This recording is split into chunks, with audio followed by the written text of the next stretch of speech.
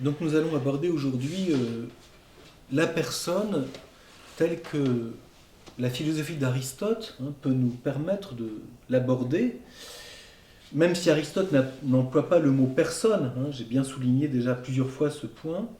Il y a plusieurs aspects de sa pensée où la réalité de l'homme comme une personne est déjà présente, en tout cas de façon embryonnaire. Mais avant cela, je voudrais revenir juste un instant sur une remarque importante qu'on trouve dans la pensée de Platon et dans la réflexion qui est proprement celle de Socrate.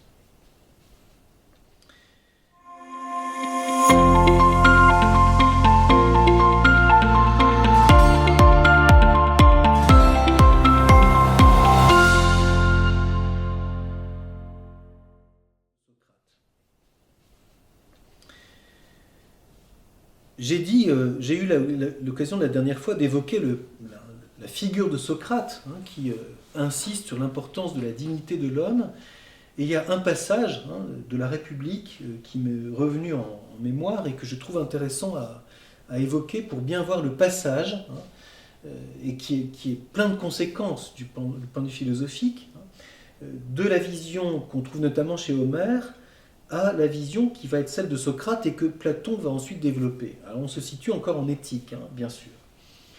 C'est dans le livre premier de la République, et on sait que ce dialogue en fait est consacré à l'étude de la justice. Le titre en fait du dialogue Politeia, la République, c'est de la justice. Et tout le livre premier nous montre Socrate débattant avec plusieurs figures, en particulier Prodicos, mais aussi Polémarque, sur Lysias, sur qu'est-ce que c'est que la justice. Et une des interrogations qui est soulevée est la suivante. Est-ce qu'il est toujours utile et avantageux d'agir avec justice ? Parce que certains sophistes disent que ben non, il faut être uniquement dans ce qui nous convient au moment où c'est utile. Et donc si quelque chose d'injuste nous est utile ou avantageux, c'est pas gênant d'agir d'une façon injuste. Donc une morale, on pourrait dire de l'adaptation unique, au fond déjà un utilitarisme, même si le mot est bien plus tardif, et Socrate va répondre à cela. Alors il y a un passage en particulier sur lequel je veux m'arrêter qui me semble très intéressant. La référence est dans 334b et suivant, où Socrate est d'abord confronté à Polémarque. Alors Polémarque, c'est quelqu'un qui est célèbre, parce qu'avant Socrate, il a été supprimé par la ciguë. C'est le frère de Lysias, le fameux orateur, et c'est au moment de la dictature des 30, donc après la victoire de Sparte sur Athènes, quand la tyrannie des 30, en particulier, a voulu s'emparer des biens de certaines familles riches d'Athènes, et en particulier la famille de Polémarque et Lysias, qui étaient des métèques, donc qui étaient d'origine métèque, donc des gens riches, qui étaient, on dirait aujourd'hui des parvenus, qui résidaient à Athènes comme métèques et non pas comme citoyens, et donc Lysias en particulier a fait un dialogue très célèbre où il défend les mémoires de son frère qui est mort assassiné, en tout cas condamné à mort sans jugement, et condamné à boire la ciguë avant Socrate.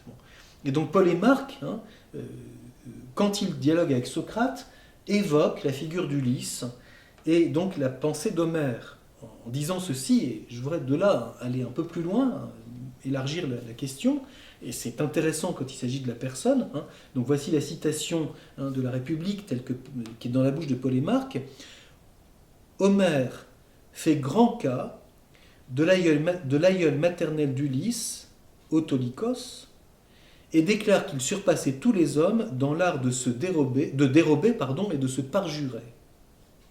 Par conséquent, selon toi, selon Homère et selon Simonide, la justice paraît donc une sorte d'art de voler, mais dans l'intérêt de ses amis et au préjudice de ses ennemis. Donc on voit bien le problème.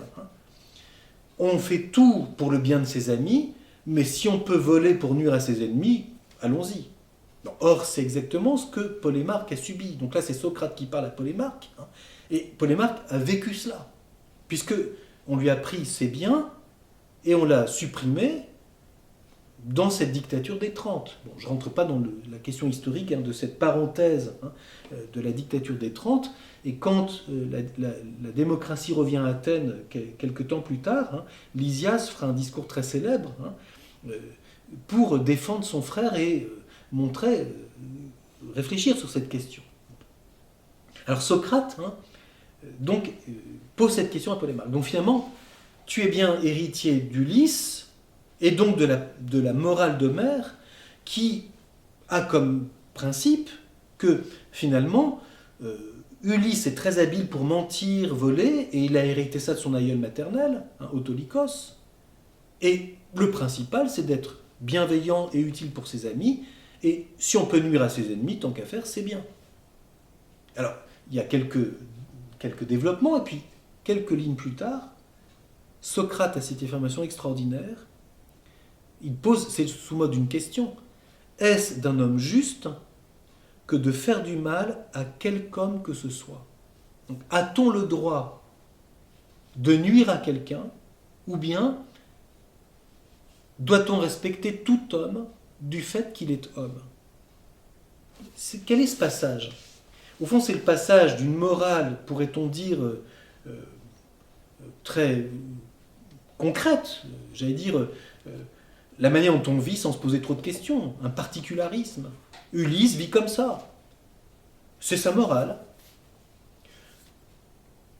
Être allié à ses amis, nuire à ses ennemis, même au prix de se parjurer, de voler et tout. Ulysse est quelqu'un qui ment tout le temps. Où est-ce qu'il est? On ne sait jamais. Il a plusieurs visages, etc. Bon, alors, c'est sa façon de vivre. Donc, passer de cet ethos, de cette façon de vivre particulière, on pourrait dire de la coutume, on sait bien que c'est le problème qui a été posé entre les sophistes et Socrate, en réalité.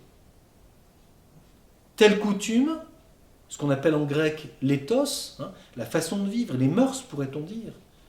Il y a une façon de vivre à cet endroit qui est comme celle-ci, puis il y en a une autre qui est comme celle-là, et puis à tel autre endroit, c'est encore autre chose. Et dans des points très précis, et quelquefois qui sont importants.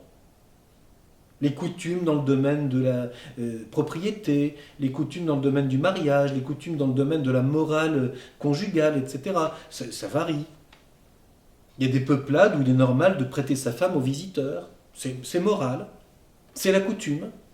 C'est comme ça. Donc, le passage, alors, à propos de la justice, a une question qui est, a-t-on le droit, c'est-à-dire d'abord, est-il juste de nuire à quelque homme que ce soit? Ou, si on est juste, doit-on toujours agir d'une façon juste envers quelque homme que ce soit, même envers quelqu'un qu'on ne connaît pas et qui ne fait pas partie de notre clan? Donc on passe de la morale du clan, de la coutume du clan, à une considération universelle sur tout homme, quel qu'il soit. On sait que c'est ce que dira Aristote à propos de Socrate. Il dira « Socrate, le premier, a fait porter la philosophie sur l'universel ». Aristote dit ça dans la métaphysique. Et il développe après, mais ce n'est pas le lieu ici de développer, de poursuivre. Et c'est la recherche de la cause formelle. Notamment, Socrate s'intéresse à la définition des choses. Alors dans la République, c'est ça. Qu'est-ce que c'est que la justice? Et la justice, est-ce que c'est uniquement d'être bien pour ses amis et de nuire à ses ennemis? Ou la justice, c'est de respecter tout homme, quel qu'il soit, du fait qu'il est homme? Et poser cette question, c'est passer de l'immédiateté de la façon dont on agit, j'allais dire primo primi. Ici, c'est comme ça qu'on fait, puis c'est comme ça que j'ai été éduqué, puis c'est comme ça. Je dirais le petit sauvage, le petit sauvageon, quoi. À réfléchir sur ce qui est humain, et donc avoir une culture morale, et passer de là à respecter ses semblables, quels qu'ils soient. Alors vous allez dire, oui, mais ça c'est le passage au fond d'un particularisme à la nature humaine. Oui, c'est vrai. Mais ceci se fait par des personnes. C'est le jour où quelqu'un dit, cet homme qui est... Et on verra qu'on retrouvera ça chez Aristote d'une certaine façon, c'est le rapport entre la bienveillance envers tout homme et l'amitié. Bon, mais je vais revenir dans un instant. C'est passer de la coutume un peu brute de fonderie, j'allais dire. Moi, c'est comme ça que je fais, c'est comme ça que je me tiens à table, comme un cochon. Ma mère m'a jamais dit, reprends-toi. Je bouffe avec mes doigts, moi. Je me vautre sur la table et c'est comme ça, mais on peut même manger dans le plat, carrément, là, en broute. Je passe de brouter à l'invention de la fourchette, c'est Louis XIV. Je mange comme ça, et puis tout d'un coup je dis ah non, on m'a appris à me tenir à table. Et pourquoi? C'est le respect de l'autre, déjà parce que je n'ai peut-être pas envie d'avoir sa salade et ses postillons dans la figure. Donc il y a une façon de se tenir. Donc on passe d'une coutume à y a-t-il une manière humaine de vivre qui est vraie pour tout homme, bien que cela se diffuse dans des modalités différentes. Donc on passe d'une réflexion du particulier à l'universel, déjà dans l'agir. Et c'est la question de la justice chez Platon.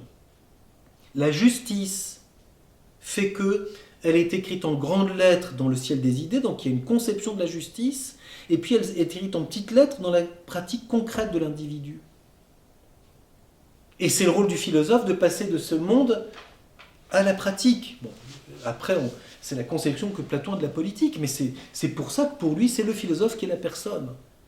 C'est celui qui contemple bien en soi, qui du coup a une idée vraie de la justice, qui ensuite peut l'appliquer aux autres en les éduquant. Le problème de la paideia est central chez Platon. Et ça, il l'a hérité de Socrate.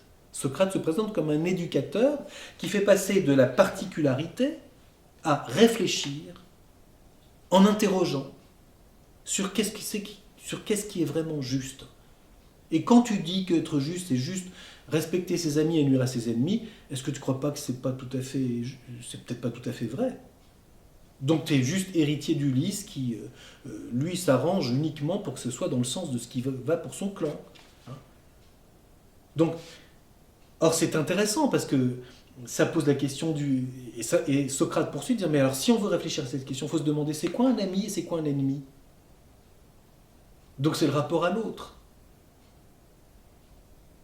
Or, l'identité à soi, le rapport à l'autre, on verra que c'est une des clés majeures de la pensée de Platon, le même et l'autre.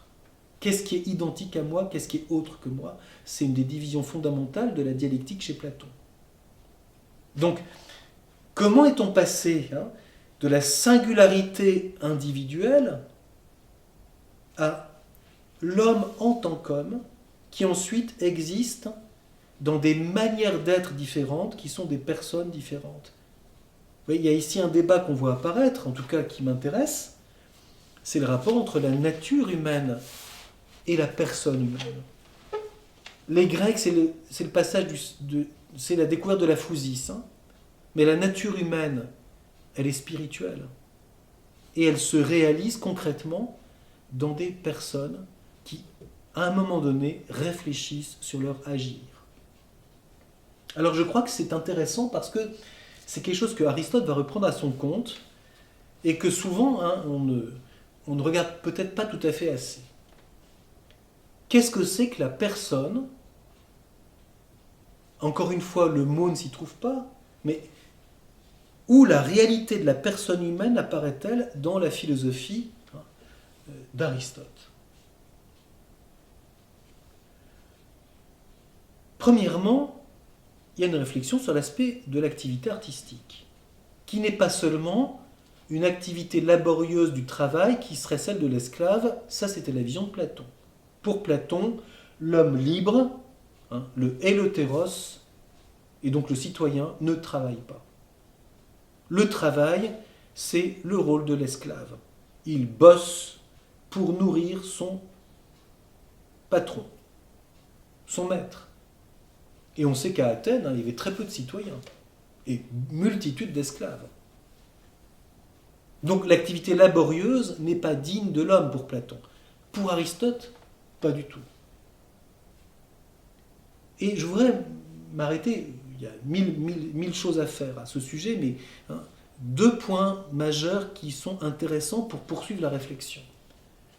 Premièrement, c'est quand il parle de l'habitus d'art. Et il a cette remarque très intéressante.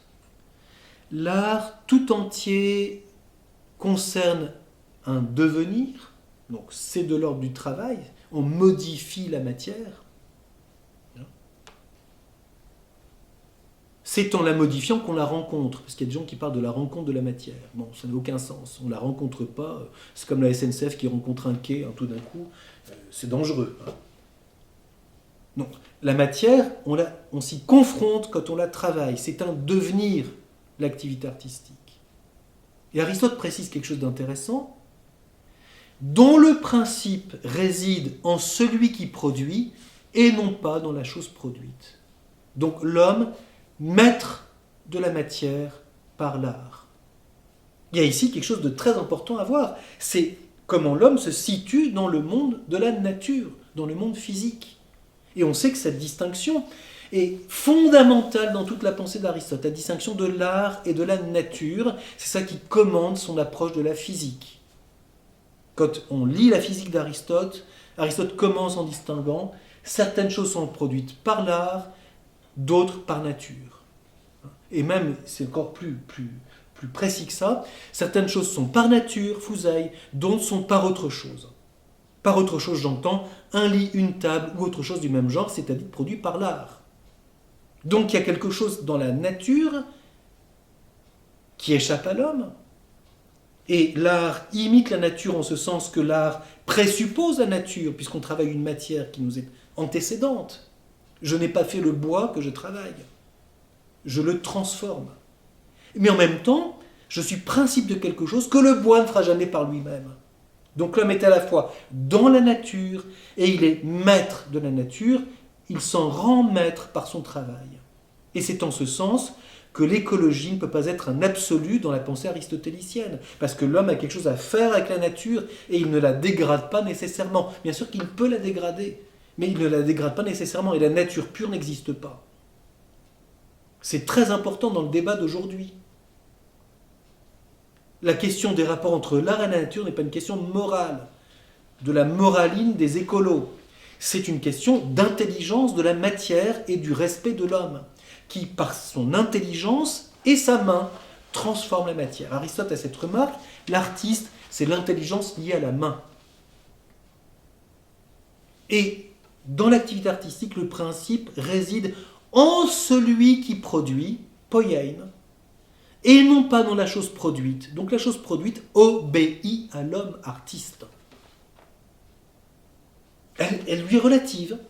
C'est ce qu'on appelle l'œuvre. L'œuvre, c'est ce qui a été fait par l'activité humaine, bien sûr en coopérant avec une matière, donc il y a tout un débat. Qu'est-ce que c'est que coopérer avec la matière? Qu'est-ce que c'est que respecter la matière, mais en lui faisant donner le meilleur d'elle-même, etc. Je ne rentre pas ici dans tout ce débat, mais ça suppose une intelligence pratique. Et c'est quelqu'un qui fait ça. C'est pas un truc automatique, c'est pas une chaîne Toyota, c'est pas un robot. Ce qui fait qu'on peut signer son œuvre. Oh, discrètement, quand on met là-dedans toute une vertu d'humilité, pieuxarde. Mais reste, ah, c'est toi qui as fait ça. C'est toi qui as fait ça. C'est pas l'homme en général. C'est toi qui as fait ça. Donc, je vois l'homme artiste dans son œuvre. C'est signé Giacometti, c'est signé Rodin, c'est signé Titien, c'est signé ainsi de suite. Il y a donc, dans l'œuvre, le reflet d'une intelligence et d'une main. Un labeur avec une matière. Et on sait combien ceci reprend à quelque chose qui était d'abord dit d'une façon mythique, le mythe d'Épiméthée de Prométhée. L'homme est le plus dépourvu de tous les êtres de la nature, parce qu'il est né sans dents, sans poils, etc. Donc il n'a pas la fourrure pour se protéger du froid, il n'a pas les crocs pour attaquer son ennemi, et donc il faut bien qu'il se fasse des vêtements, des armes, une maison, etc. Et c'est la naissance de l'art. Et pour ça, il faut voler aux dieux l'intelligence artiste, il faut voler aux dieux. Donc ça veut dire, il y a dans l'homme, dans l'art, déjà, une étincelle qui vient des dieux. Alors sous le mythe présente ça comme un vol. C'est la fameuse question d'hubris, l'homme peut se croire maître de tout, mesure de tout. Mais il y a aussi une conception, et on sait combien ce sera important, jusque dans le marxisme, toute la vision marxiste du travail repose sur ça. Il faut supprimer tout le divin, et c'est l'homme qui se rend maître de la nature de façon absolue. Donc ce mythe de Prométhée, qu'on retrouve ensuite dans la philosophie de l'art d'Aristote, puis qu'on retrouve jusque dans le marxisme, c'est quelque chose de très important. Or, c'est un premier aspect. C'est quelqu'un qui a fait cette œuvre. Et en ce sens, l'œuvre d'art, et même l'œuvre artisanale elle-même, est liée à une source. Et on sait combien pour l'homme artiste, il y a un moment où il faut se séparer de ses enfants. Et dans certains arts, on sait combien c'est quelque chose qui est oui, comme une coupure. Il y a un moment où l'œuvre a pris son indépendance, mais il y a un moment où elle est tout entière liée, et on a du mal à s'en détacher parce qu'elle dit quelque chose de nous. Elle dit quelque chose de nous. Donc l'activité artistique est un reflet de ce qu'est l'homme dans la nature. Il est dedans, et cependant, il n'est pas entièrement dedans puisqu'il la maîtrise et la travaille. Et pas seulement par sa main, pas seulement avec un outil efficace, il a pensé. Et Aristote dit que ce qui caractérise l'artiste, c'est qu'il connaît la cause. C'est-à-dire que le manœuvre ne fait qu'exécuter. Tant qu'on est dans l'exécution pure et qu'on ne sait pas pourquoi on fait ça, on est un manœuvre. Donc on n'est pas vraiment une personne. On répète une technique, alors on fait à la chaîne, sans plus penser. C'est dégradant. Et puis, l'homme d'art, dit Aristote dans le début de la métaphysique, connaît le to dioti. Il sait pourquoi c'est ainsi qu'on procède. Jusqu'à un certain point, parce qu'il y a une affection, dit Aristote, entre l'art et le hasard. Et la fortune plus exactement. C'est quand je travaille qu'il y a des choses qui surgissent que je n'avais pas prévues. Et qui sont quelquefois des heureuses surprises, quelquefois des catastrophes. Mais en cherchant, peu à peu, on découvre pourquoi ça produit ça. Et donc, il se peut qu'à un moment, on arrive à maîtriser cette question. C'est ce qu'on appelle devenir maître, S-art. Oui, on a la maîtrise des choses. Toujours jusqu'à un certain point. Parce que la matière est corruptible. Donc voilà le premier aspect de la philosophie de l'art.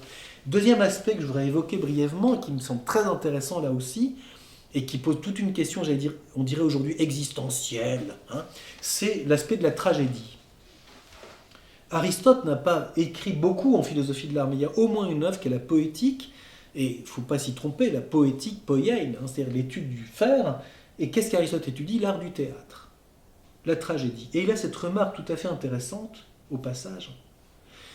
Alors que la comédie, Louis de Funès, met en scène des hommes plutôt inférieurs au commun des hommes, c'est-à-dire se moque de leur travers. C'est ça l'art comique. C'est on monte en épingle un trait ridicule qui fait rire. On pousse ça au bout.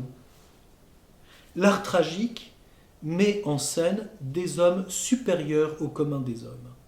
Et donc, elle nous agrandit, la tragédie. Parce qu'elle nous montre, on pourrait dire aujourd'hui, des destins, des héros. Et elle met, d'une façon exemplaire, une question humaine en pleine lumière.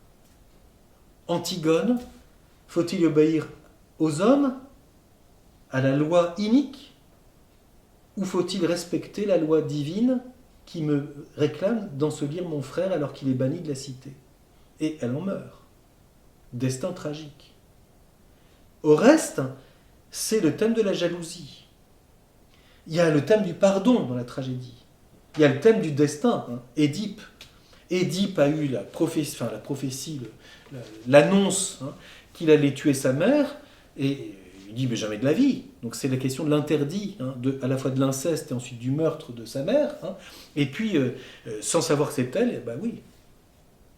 Donc c'est donc derrière, c'est la question de la liberté. Jusqu'où suis-je libre de mes choix? Jusqu'où suis-je soumis à un destin qui m'échappe? À une destinée, à une moira. C'est bien le thème de la personne en réalité. J'ai une destinée qui m'échappe, je ne suis pas libre. Et ça revient très au fait aujourd'hui. Il y a des gens qui disent comme théorie que l'homme n'est jamais libre, qu'il n'a pas de libre arbitre, qu'il n'est que l'ensemble de ses déterminismes. J'ai encore entendu ça dans une émission de radio il y a quelques jours, à propos de la responsabilité morale. Un débat entre un auteur, un romancier et une philosophe, et la question était exactement celle-ci. Lui tenant que finalement, c'est en fait quelqu'un qui, dans un accident, a tué sa mère, qui circulait à vélo, et il trouve toutes les excuses, bien que le type ait été condamné. Mais il dit, mais oui, finalement, c'est uniquement parce qu'il était dans un contexte social qui était celui-ci, il avait un frère qui se droguait, ci et ça, donc finalement, on est dans une culture de l'excuse, et il dit, mais il n'y a aucune responsabilité personnelle. Et en face, la philosophe dit, mais pas du tout, il y a peut-être des tas de conditions, mais on n'est jamais uniquement le produit de ce déterminisme. À un moment, il y a quand même un libre arbitre. C'est que ce type n'avait aucune limite, et ça, il l'a à un moment choisi. Il refuse de voir qu'il y a des limites qui s'imposent à lui.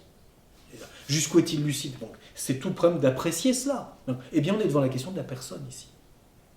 Il y a une situation tragique, jusqu'où y a-t-il une liberté de l'homme dans les choix qu'il fait pour sortir des conditions dans lesquelles il est né et qui ne font quelquefois pas que le conditionner, mais vont parfois déterminer sa conduite. Alors c'est le thème de la morale, mais qui est mis en scène en l'occurrence ici, quand j'évoque la tragédie chez Aristote, c'est ça qu'Aristote évoque dans la tragédie. La tragédie, dit-il, met en scène des hommes qui dépassent, dont le destin et dont la manière dont ils existent dépasse le commun des hommes. Et c'est pour ça que chez les Grecs, ça passe par un masque. On quitte sa seule singularité. On n'est pas à la recherche de l'acteur le plus photogénique, parce qu'il n'y avait pas encore de photo d'ailleurs, mais il est un masque. Donc il représente un personnage. J'ai dit que le mot prosopone, ce sera d'abord le masque de la tragédie, puis ce sera la personne. Eh bien, le masque, il est présent dans l'art tragique chez Aristote.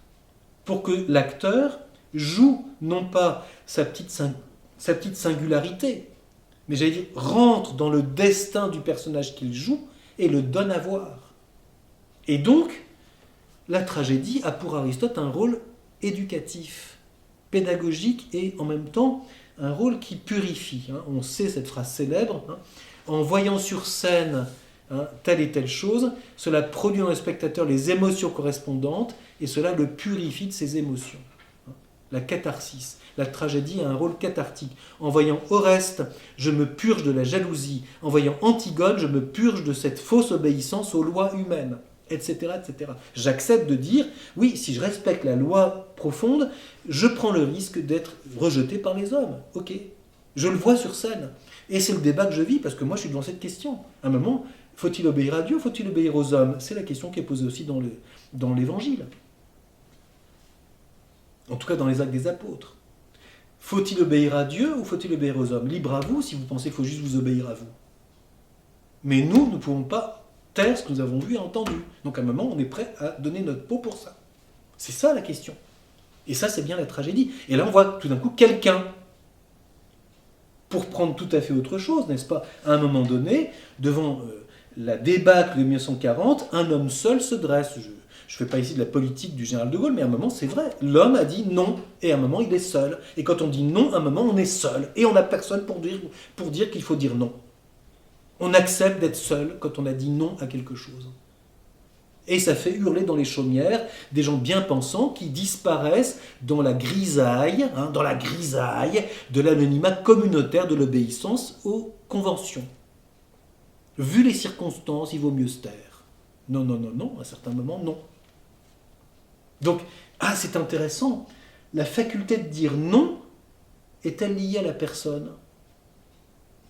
Quand l'enfant commence à dire non, de fait, psychologiquement, c'est sa petite personne qui pousse. J'existe et donc je dis non, même si c'est ta maman. Voilà.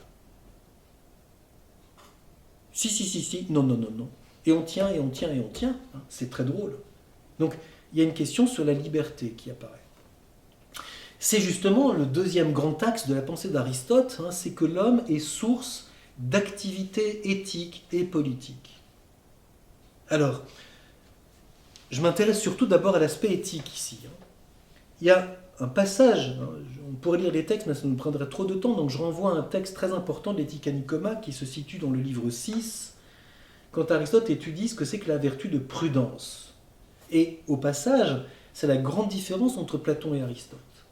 Pour Platon, la justice est la vertu principale. Je l'ai encore évoqué il y a quelques minutes.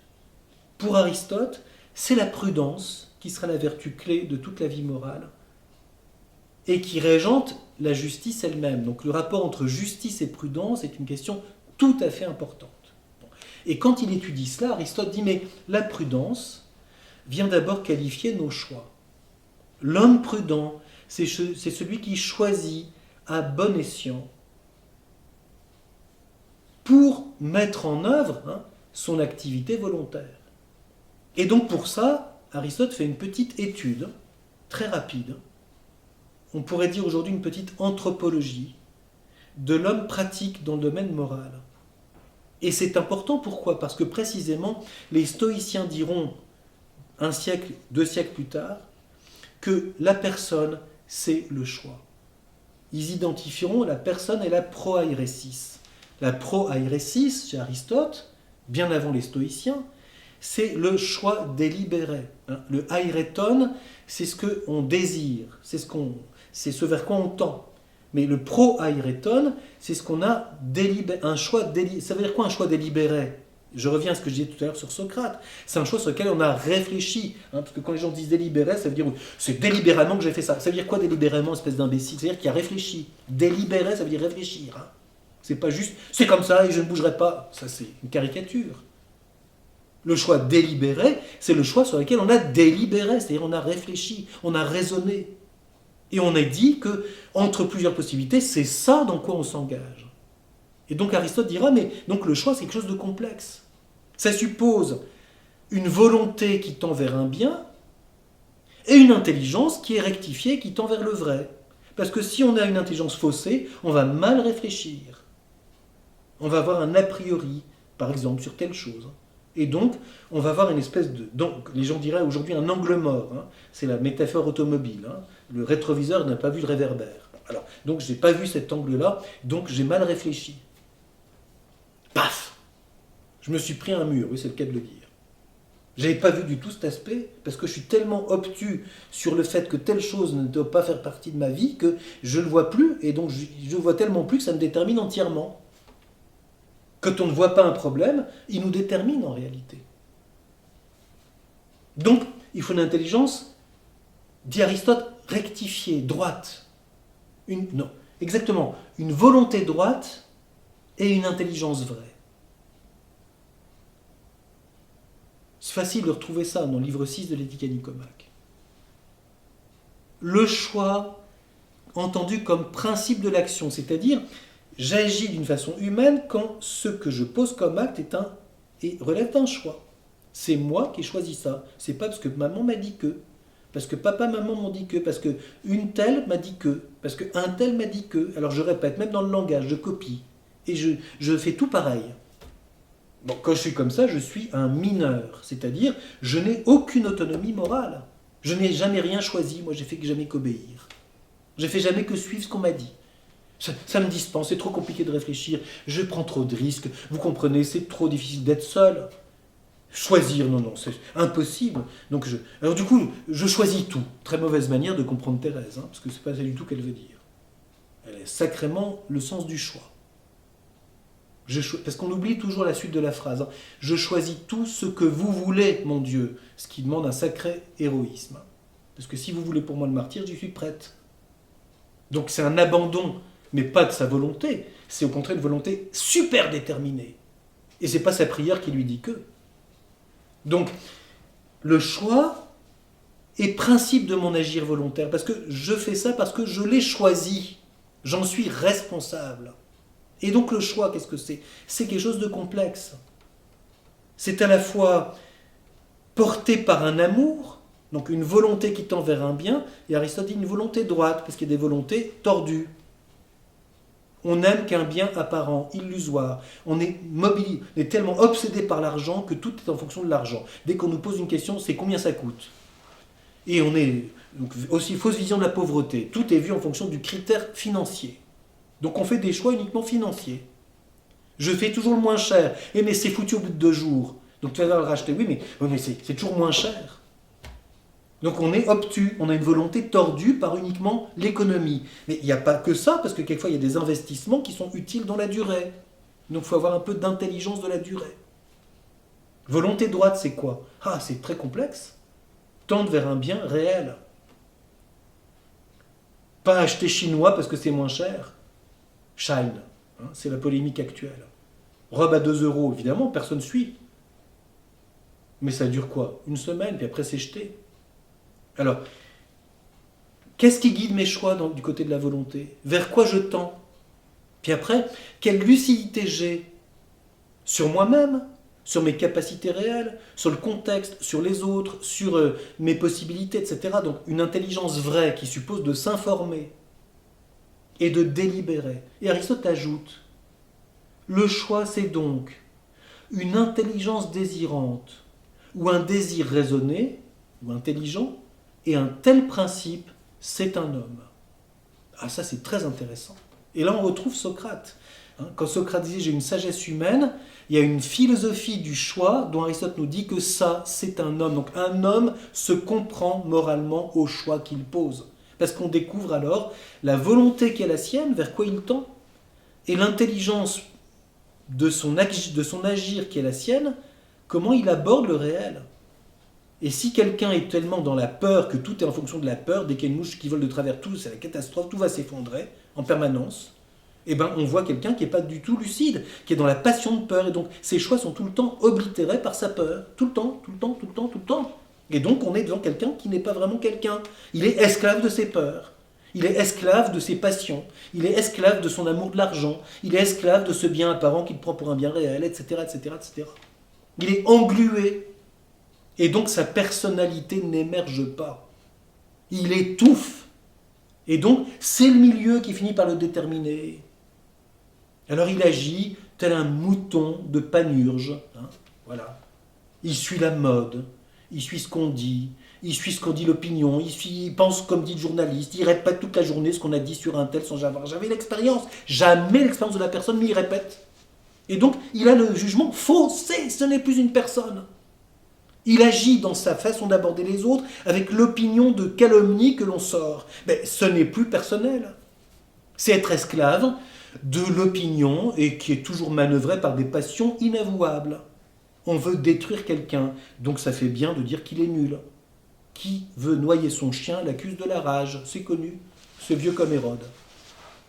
Ah, sortir de ça, vous voyez, je disais tout à l'heure Socrate qui dit qu'il faut quitter le contexte et s'élever à quelque chose qui fait qu'on va réfléchir sur ce qu'on fait, sur son agir. Alors ça, c'est très intéressant.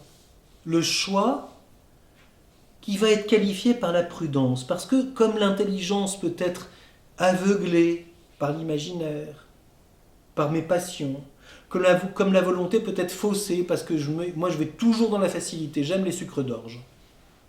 Mon petit déjeuner, c'est je ramène à moi tout le sucre. Voilà, je passe ma vie dans le sucre. Donc je suis faussé.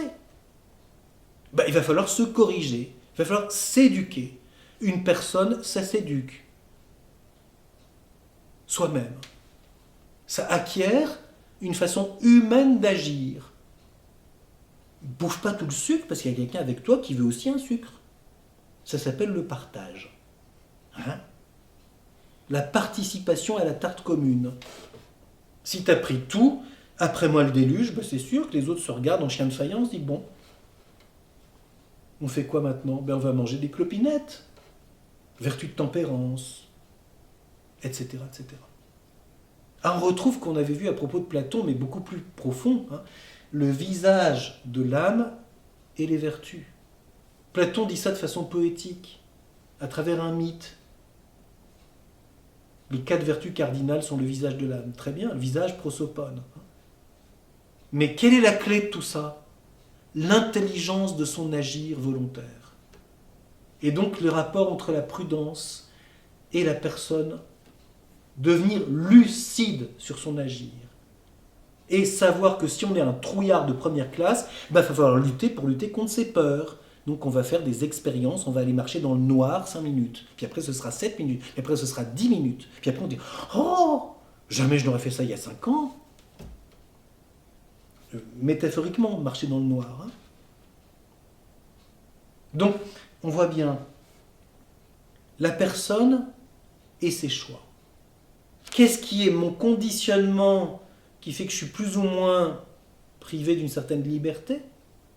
Mon éducation, mon tempérament, mes relations, la mode, l'opinion, la trouille, ainsi de suite. Et puis, où émerge « Ah, ça c'est moi. C'est moi qui ai choisi ça. » Un tel principe, c'est un homme. Je cherche un homme, comme dit Diogène avec sa lanterne. Eh bien, découvre son choix.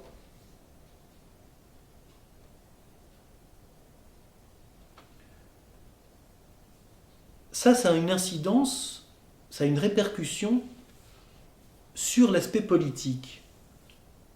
Et j'aimerais évoquer ici brièvement 2 questions chez Aristote qui me semblent tout à fait passionnantes. C'est d'abord la relation de l'homme et de la femme. Dans la politique, elle est d'abord vue sur le plan de la nature. deux êtres qui ne peuvent pas vivre l'un sans l'autre parce qu'ils sont nécessaires comme complément pour produire un troisième. Ça s'appelle la génération ou la procréation. Et c'est le début de la politique d'Aristote. La famille commence par deux qui ne peuvent pas, qui sont nécessaires l'un à l'autre, au sens de la complémentarité naturelle. C'est utile de rappeler ça dans certaines époques. Il n'y a pas d'artificiel ici. Et on n'est pas au niveau de la personne, ici c'est la nature. L'homme et la femme, ça s'emboîte, comme disait l'autre. Et sans ça, il n'y a pas de troisième, donc il n'y a pas de famille, donc il n'y a pas de communauté. S'il n'y a pas ça, il n'y a pas de communauté humaine. Il n'y a pas son enracinement. C'est purement conventionnel. Deux hommes, deux femmes, un homme, un chien, une girafe, tout ça. C'est une communauté qui est un ramassis, n'est-ce pas, une arche de Noé, comme disait l'autre. Oui. Non, il y a un moment où il y a une complémentarité. Et puis, l'autre relation qu'Aristote étudie, c'est le maître et l'esclave, qui sont d'abord dans un rapport de convenance économique. L'esclave qui n'est pas autonome bosse pour le maître et en échange, il lui fournit son picotin. Et le gîte et le couvert et la blanchisserie. Voilà. Donc il est dans la famille et il apporte sa part à l'économie. C'est la relation du travail. Mais Aristote dit quelque chose de très intéressant. C'est que la relation de l'homme et de la femme, et là c'est dans l'éthique qu'il le souligne, n'est pas seulement une relation naturelle en vue de la génération, qui fait que la femme pourrait être juste vue comme celle qui procrée pour la cité. C'est ce que disait Platon. Pour Aristote, il y a une véritable égalité aristocratique entre les deux, proportionnelle, et donc une amitié possible. Il faut lire le traité de l'amitié d'Aristote sur les relations de l'homme et de la femme. Et il faut lire les économiques d'Aristote, où il parle de la vie familiale et du partage des tâches. C'est pas d'aujourd'hui. Le partage des tâches dans la maison. Qui a autorité sur quoi, qui fait quoi, qui est plus doué pour ça, qui est moins doué pour ça, etc. Et le fait qu'il y a une coopération possible, pas seulement une complémentarité naturelle, mais une coopération possible en vue d'un même bien. Parce que l'enfant qui naît demande d'être éduqué. Et donc, il n'y a pas seulement le fait de donner la vie, il y a le fait d'être responsable de quelqu'un qui va être éduqué au sein d'une communauté humaine. Et c'est là où Aristote dit cette chose très intéressante. Si la famille est pour le vivre, la cité est pour le bien vivre. Zen. L'adverbe bien au sens de agir bien. Le bien vivre humain ne peut pas être seulement familial. C'est là où ça fait sauter le carcan de la famille. La communauté de l'entre-soi, famille chrétienne. Pas forcément. Parce que peut-être que mon papa n'est pas du tout doué pour me prendre les mathématiques, à moi qui suis doué en mathématiques. Donc c'est pas papa qui va m'apprendre les mathématiques. Et si papa veut tout faire, je serai empêché de développer mon intelligence. Et donc quand quelqu'un dit la famille, non, c'est pour le vivre. Et pourtant la famille des Grecs était plus large que la famille nucléaire d'aujourd'hui. C'est la famille au sens large. Mais tout n'est pas donné pour bien vivre dans le milieu familial, parce qu'il y a aussi des éléments que je n'ai pas choisis. On retrouve le choix. La cité me donne accès à des questions que je peux librement découvrir. Mais je vais choisir quelqu'un, c'est pas maman qui va me dire que. Donc je vais sortir. Et puis le maître et l'esclave, Aristote dit quand même cette chose extraordinaire. L'esclavage par violence est toujours une injustice. Donc Aristote, contrairement à ce qu'on raconte toujours, est contre l'esclavage. Et quand il parle de l'esclave par nature, il veut dire c'est un homme qui n'a pas d'autonomie suffisante, on retrouve la personne. Pour se conduire par lui-même, il n'acquiert pas la prudence. Et donc, à travers le travail, il est lié à un autre, mais dit Aristote. Le bien des deux doit consister à ce qu'il y ait une œuvre commune, premièrement. Donc ils ont même bien, donc ils coopèrent. Et deuxièmement, le maître doit tendre à libérer l'esclave et une amitié entre eux devient possible. C'est explicitement dans la politique d'Aristote. Ce qui veut donc dire que la relation du maître et de l'esclave en vue d'un travail commun pour l'économie, et parce que l'un n'a pas la compétence ou n'a pas la prudence suffisante pour se conduire tout seul, ça doit permettre à travers cette coopération qu'il grandisse et que peu à peu il soit libéré. Et qu'il découvre avec qui était celui qui était son maître, une relation d'amitié. Alors c'est là où apparaît, troisième thème important, dans l'éthique d'Aristote, l'importance de l'amitié, la philia. Chez Platon, l'amour est éros, c'est un élan. Ça ne se réduit pas à l'amour érotique tel qu'on l'entend aujourd'hui. Ça le comprend, mais c'est bien plus large que ça. Éros, pour Platon, c'est un daimon, c'est un demi-dieu. Et c'est ce qui nous permet de nous immortaliser. Au fond, c'est l'élan pour dépasser l'immédiat et aller vers le bien en soi. Mais il n'y a pas d'amour personnel. Et pour Platon, il n'y a pas d'amour personnel entre l'homme et la femme. Il n'y a pas de relation possible personnelle. Platon dit textuellement dans la République que le bonheur d'un individu ne l'intéresse pas, que ce qui compte pour lui, c'est le bien de la cité tout entière. Donc on est un individu dans une communauté. L'individualisme est contemporain du communisme, et c'est chez Platon. C'est pas d'aujourd'hui. Platon voit la communauté comme une somme d'individus, réunis par nécessité et ordonnés par la justice. Chacun a sa place et ça tournera. Chacun son rôle. Un tel c'est telle chose, un tel c'est telle. Très bien le partage des tâches, mais enfin ça c'est pas la communauté, c'est l'efficacité. La communauté, la koinonia, c'est la mise en commun. Donc ça suppose qu'on y apporte quelque chose et qu'on en reçoive quelque chose. Et donc il y a un passage de la justice à l'amitié, la relation entre les personnes. C'est tout le livre 8 et 9 de l'éthique à Nicomaque, où Aristote reprend l'affirmation d'Homère, l'ami est un autre moi-même. Et ça repose sur quoi ? Un amour de bienveillance. Pour Aristote, l'amour n'est pas qu'un élan, il n'est pas qu'un dynamisme, il n'est pas qu'une passion, il n'est pas qu'une émotion. Si noble que ce soit, si grand que ce soit, ça fait toute la littérature, on le sait, Platon l'a dit lui-même. Il dit grâce à l'amour, il y a la poésie, grâce à l'amour, il y a la littérature, grâce à l'amour, il y a le droit, grâce à l'amour, il y a la philosophie. On produit des discours dans le beau, très très bien, très très bien. Mais c'est pas ça. L'amour, c'est l'amour volontaire. La volonté, quand on dit qu'il n'y a pas de philosophie de la volonté chez Aristote, c'est tout à fait faux. Il y a une étude du volontaire, donc il y a une étude de la volonté. Parce que par définition, le volontaire, c'est l'acte de la volonté. Tout le livre 2 de l'éthique à Nicomaque est consacré à l'étude de l'acte volontaire. Et tout à l'heure, j'ai parlé du rapport entre l'intelligence et la volonté. Ensuite, dans la philia, il dit que tout commence par un amour de bienveillance. C'est-à-dire, explicitement, c'est vouloir le bien de l'autre. Et on sait qu'il compare la personne de l'autre avec le vin. Le vin n'est pas une personne, si vénérable que soit la bouteille de pinard. Tout au plus souhaitons qu'il se conserve de façon à l'avoir dans notre possession pour qu'il soit bon quand on le boira. C'est textuellement Aristote.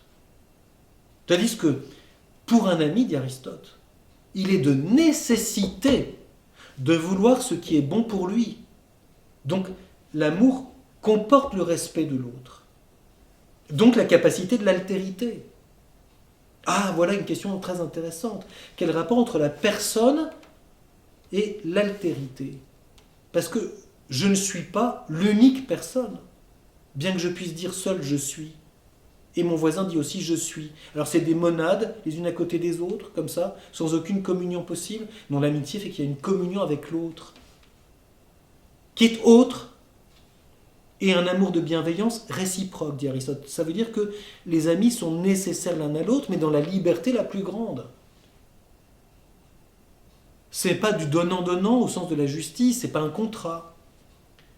Quand Madame Royale veut ressusciter le contrat social, évidemment, après, elle proclame les bras en croix, aimez-vous les uns les autres. Mais enfin, c'est tout de même assez court. La communauté humaine ne repose pas sur un contrat. Elle repose sur des relations d'abord entre des personnes. Alors il y a toute la question du passage des liens personnels à la communauté, avec la question de la concorde chez Aristote. La concorde, c'est un bien qui est une certaine amitié politique, mais qui suppose le sens de l'amitié personnelle. Un amour de bienveillance réciproque qui dépasse par conséquent les conditions.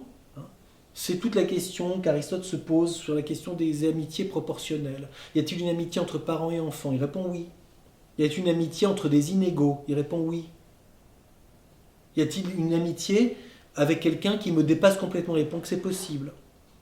Donc ça veut dire que la rencontre avec la personne de l'autre dépasse les conditions sociales, les conditions de culture, les conditions de race. Oh, c'est pas de notre milieu, hein. Il y a une mésalliance, parce que notre fils épouse une roturière. Lui qui était 2 trucs muches de bidule de machin, tout d'un coup il s'amourache. Oh, d'où elle sort celle-ci? Toute la littérature d'une certaine époque est faite là-dessus. L'amour impossible. Hein. Le mariage de raison est la copine de derrière les fagots. Parce que celle-là, je l'aime, tandis que l'autre, c'est celle que je supporte parce qu'on me l'a imposée, c'est tout, parce que c'est comme ça dans le milieu. Donc la question des conditions et du choix personnel, on le retrouve. L'amitié comporte un choix personnel. Donc ça suppose une question intéressante. Jusqu'où peut-on, si on est avec des perspectives tellement différentes, jusqu'où s'aime-t-on suffisamment pour dépasser ces difficultés? Difficultés de race. Chez nous, ça ne se fait pas d'épouser un Africain. Hein. J'ai entendu ça. Donc c'est l'Africain en soi. Mais c'est quelqu'un. Et s'il l'aime?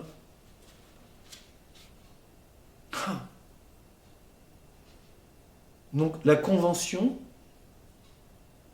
et le choix personnel. Alors, bien sûr, il y a un certain réalisme de dire, mais quand il y a des origines et des questions, des perspectives tellement différentes, est-ce qu'on va réussir finalement à s'entendre? C'est toute la question. Qu'est-ce que c'est que rencontrer quelqu'un au-delà des différences de conditions? Au-delà des origines? Au-delà des éducations différentes? Au-delà des façons de vivre? Donc vous voyez ici, il y a quelque chose de très important. L'amitié est au cœur de la découverte de la personne de l'autre, telle qu'elle est. Alors je ne rentre pas dans toutes les questions que se pose Aristote, les rapports entre amitié et vie commune, les rapports entre amitié et conditions différentes, etc. etc. Peut-on toujours aimer quelqu'un qui agit d'une façon mauvaise? Est-ce qu'il y a une rupture possible dans l'amitié? Donc est-ce que le divorce est possible, etc. Aristote s'étudie toutes ces questions. Jusqu'où ça peut aller? Et puis bien sûr, et nous reviendrons là-dessus la fois prochaine, au-delà de l'amitié, si je puis dire, mais sans la supprimer, la capacité que l'homme a de s'ouvrir à la connaissance contemplative, ce qui suppose de voir la dignité de son intelligence. Il y a ici toute une question qui demande un développement à part entière. Mais j'ouvre juste cette question quand on se souvient de cette remarque d'Aristote, hein, dans l'Éthique à Nicomaque, au livre 10, quand il dit cette chose très intéressante, « Il ne faut pas écouter ceux qui disent que l'homme, parce qu'il est mortel, doit se borner aux choses mortelles. » Donc s'occuper uniquement des petits pois et des carottes, et puis des choses du monde physique. Donc c'est la question du nous séparé. Mais il ajoute, il faut au contraire, bien que le nous, donc l'esprit, soit petit par sa masse, il est premier par son importance. Et l'homme doit tout faire pour s'immortaliser. Parce que c'est cela principalement qu'est chacun. Son intelligence capable du vrai. Donc, la connaissance contemplative, bien que l'esprit soit, c'est assez amusant, quantitativement peu important, ça pèse pas très lourd. Pesez votre intelligence. Oh, on a une intelligence de poids. Non, c'est pas de l'ordre du poids. C'est pas de l'ordre de la masse. Chacun s'identifie pourtant à cette partie. Et donc l'homme doit tout faire pour s'immortaliser et cultiver la partie divine qui est en lui. Aristote dira même que le nous, c'est une étincelle du divin qui vient d'en dehors de la génération du monde physique. Donc c'est la question du rapport entre l'origine, on pourrait dire biologique de quelqu'un, naturelle. Il est né de tel et tel parent, dans tel lieu, à telle époque, etc. Mais son esprit ne vient pas de ses parents. Il vient du dehors, dit Aristote. Du dehors du monde physique. Du dehors de la génération. Donc ce quelqu'un ne dépend pas quant à son esprit de son origine quant à ses parents. C'est capital. Donc derrière, il y a deux questions qui apparaissent. Qu'est-ce que c'est que l'esprit? Quels sont les rapports de l'âme et du corps? Et là, le traité de l'âme, le Péripsukès, est d'une importance majeure dans la philosophie d'Aristote. D'ailleurs, selon les lecteurs, les connaisseurs des textes d'Aristote, les philologues, c'est peut-être le Péripsukès qui est sa dernière œuvre, parce que c'est là où le grec est le plus et les citations sont les plus élaborées. Donc, certains disent que c'est la dernière œuvre sans doute qu'Aristote ait écrite, parce que peut-être que c'est la clé. Qu'est-ce que l'homme? C'est pas une âme séparée. C'est pas une âme qui est dans son corps comme un pilote en son navire. C'est la critique qu'Aristote fait de Platon. C'est un seul dont l'esprit, le nous, est actif pour penser par lui-même ce qui est intelligible. Et pour Aristote, la volonté suit l'intelligence, puisque c'est l'intelligence qui structure la personne.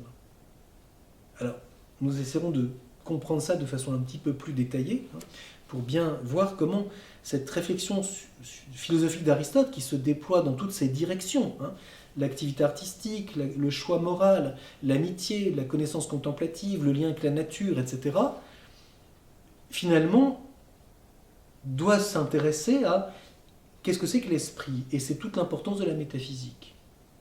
La philosophie première d'Aristote a un seul but, s'intéresser à ce qui est séparé, c'est-à-dire le nous, l'esprit, l'intelligence, la capacité de connaître le vrai, c'est-à-dire ce qui est, et de s'élever jusqu'au divin. L'homme vit par brefs moments ce que Dieu vit éternellement, c'est encore une remarque d'Aristote. Donc, l'homme ne se comprend pas seulement par son origine. D'où viens-tu? De rôder par la terre et d'y circuler. Mais en vue de quoi? Et c'est toute l'importance de la métaphysique de l'acte. En vue du vrai, en vue du bien. Ah, donc peut-être avons-nous ici une piste pour aller jusqu'au bout de la compréhension de ce que c'est que cette tête qui est esprit, tout en étant dans le monde physique. La philosophie de ce qui est en tant qu'il est une nécessité.